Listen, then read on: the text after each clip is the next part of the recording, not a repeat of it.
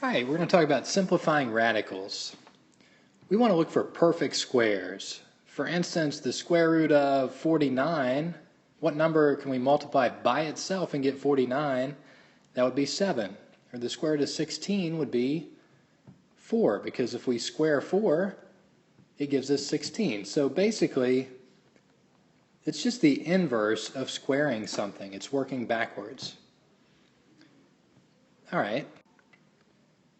So the second thing we need is a buddy or a pair of factors to break out of jail. And what I mean by that is, for example, let's say we had the square root of 27. Well, we're going to make a factor tree, and we'd get 3 and 9. And we're going to underline our prime factors and break it down all the way. So we're just finding the prime factorization of this number. So make your factor tree. We have 3 times 3 times 3 gives us 27. So we have a pair of factors, which would be this pair of 3. So that 3 breaks out of jail. This 3 over here did not find a buddy, so he's still in jail. And by jail, I mean the square root symbol is representing jail. I know, not as bad as you thought, huh? So the 3 is in jail, this one, and then this pair of 3s is represented by 1 3 outside of jail. All right, next thing I just talked about was if it's prime, we're going to underline. So we underline the prime factors. So notice the 9, once you break that 9 down, you're done with it. So we're only looking at the prime factors. And then our last step is multiply. So for example, let's say we had a little bit more complex problem. 2 times the square root of 200 x cubed. Well, here we want to break down what's in jail. So the 200 gets broken down. And I'm looking for perfect squares, like the 100 times the 2. Because I know 100 is a perfect square of 10 and 10. So I can actually stop right there.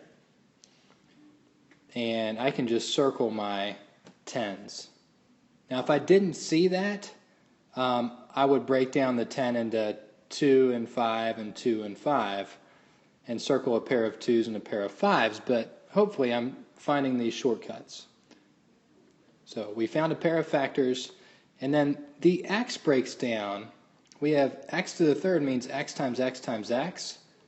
So really I have a pair of x's with 1 left over. So multiply means we have multiple numbers on the outside. The 10 broke out of jail. So it's 2 times the 10 on the outside. And then the x broke out, so it's times the x. And inside of jail, we still have, just looked at your underlined numbers, so the 2 and the x are in jail. So I'm going to multiply them. So then to simplify it, 2 times 10 is 20, so it's 20x root 2x. And that's it.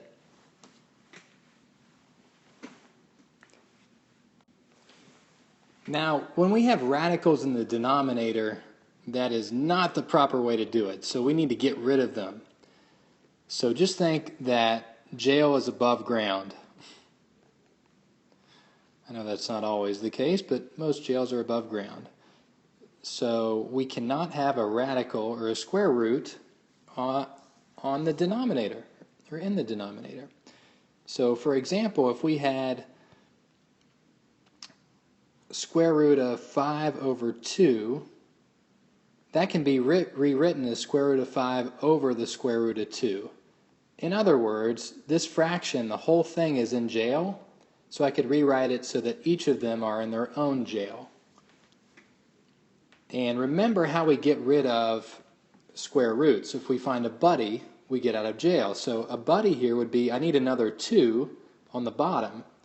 So if I multiply by a square root of 2, I have found another buddy. In other words, it's like you can circle this pair and they break out of jail.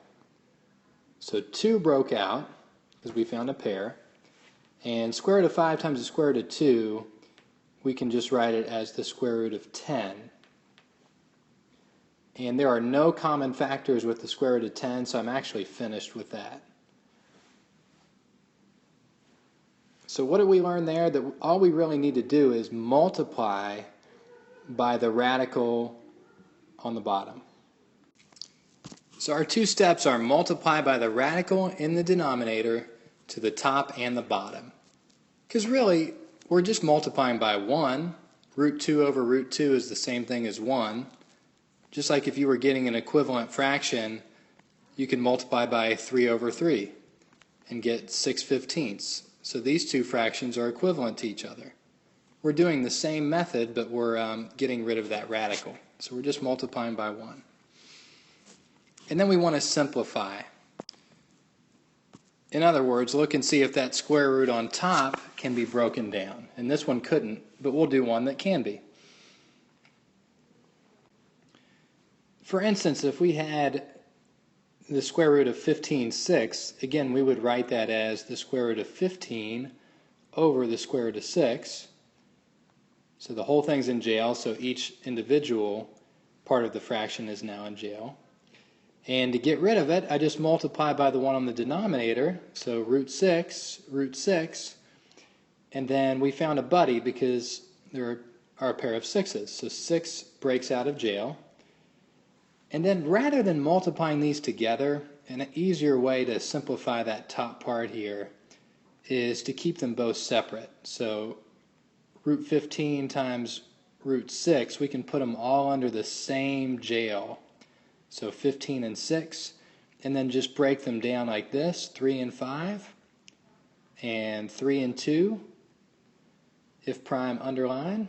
We have a pair of 3's, so 3 breaks out of jail, 2 and 5 are still in jail, so 2 times 5 gives us 10. And there's one more step. If you look at my numbers outside of jail, the 3 and the 6, what does the fraction 3/6 reduce to? 1/2, right? You can just divide them each by 3. So if we divide 3 by 3, we get 1. Divide 6 by 3, we get 2. So it's really just 1 times the square root of 10, or square root of 10, over 2. Actually, that's the same answer that we had up here. And you may have been thinking ahead that you could have reduced this fraction first, and that's correct. We could have reduced this fraction first before doing these operations. All right, now multiplying radical expressions, we want to group the numbers. In other words, the ones outside of jail and inside of jail can be grouped together. So that's the first thing we're going to do, and then we're going to simplify. So let's say, for example, we had 3 root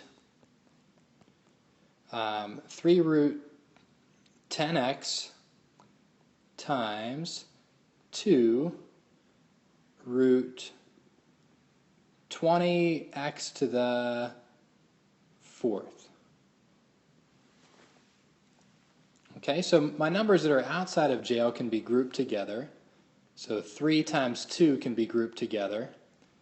And I'm going to underline those as I group them.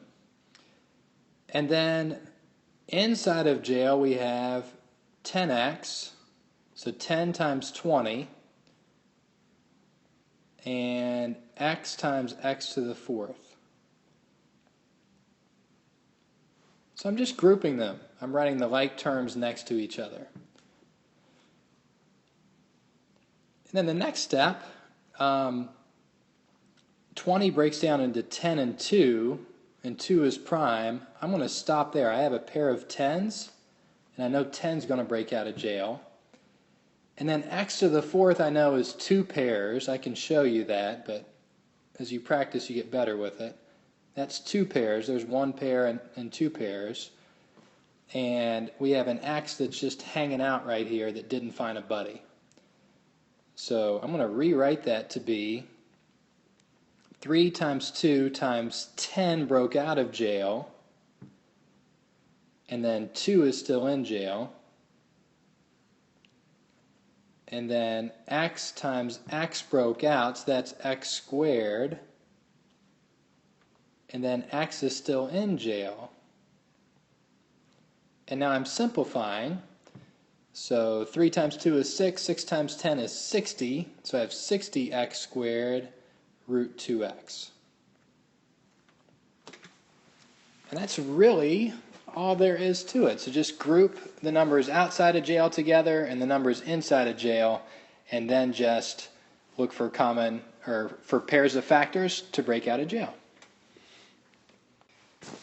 And the last concept I want to talk about, when you square a square root, it gets rid of the square root sign because they're inverse operations. For example, 6 plus 2, if we subtract 2, we end up with what we started with. So adding and subtracting are inverse operations. Or if we do 6 times 2 and then we divide by 2, we're going to end up with what we started with, because that would give us 12, and then divided by 2 gives us 6. We're back with what we started with. So in the same way, if we square a square root, we get rid of the square root sign. So for example, if we had the square root of 10x to the third, and we were squaring that whole thing, it would just get rid of the square root sign. It would be 10x to the third. And to better clarify why that works, I'll do one more example. So the square root of, let's say, 5, if we were to square it, what that means is square root of 5 times the square root of 5. Well, look, you found a buddy. So 5 breaks out of jail, so it's just 5. So that proves why that rule works. And in the other example, square root of 10x to the third times the square root of 10x to the third, we can group them together. So it's 10 times 10 in jail and x to the third times x to the third. Look at it this way. You found a buddy there and a buddy there, so 10 breaks out, x to the third breaks out, and you end up with what you started with. So it just undoes the square root sign. And now we have simplified some radicals.